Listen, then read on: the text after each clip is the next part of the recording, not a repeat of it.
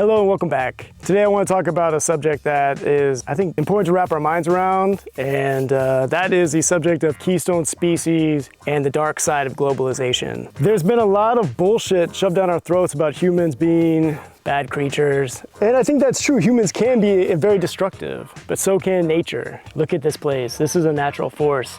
However, we are a keystone species, so we need to take responsibility for managing this ecosystem. We're gonna go over this today. What you're seeing is the effects of a big fire that happened, I guess, in the first part of August. This wasn't the biggest fire. At the same time in Odysseus, there was a fire that burned up 10,000 hectares or 25,000 acres, which was enormous, put a lot of people out of their homes. A lot of people lost everything they'd been working on. This one popped off, burned up a bunch, but got just some scrubland and some poor, scraggly oak trees. These are the quercus, the original oak tree. It's the cork oak. And actually standing here today, 3 months after the fire, there's little sprouts of life popping off these trees. They made it. They can take the fire. They're made for it. This is a fire-adapted landscape.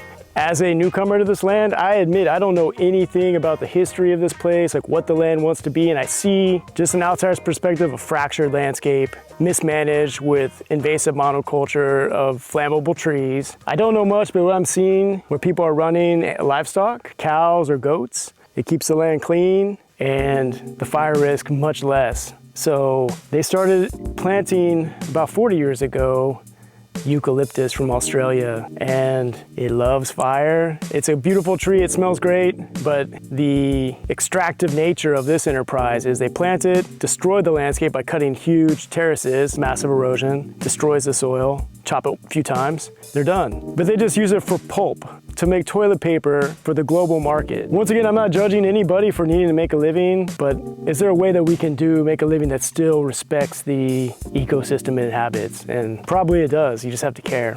This is the remnants of the fire. Thank God I didn't burn my house. If the wind had been going the other way, it probably could have gotten down there. What are we doing wrong mismanaging this ecosystem? How can we do it better? And what does that need to look like on a bigger scale? Because there's no grazers, there's no animals here. The deer are gone. There's no one here to keep the brush down. You'll see the places where the brush does pop back. Estevish, it's a cistus plant. Smells beautiful, has beautiful sticky leaves.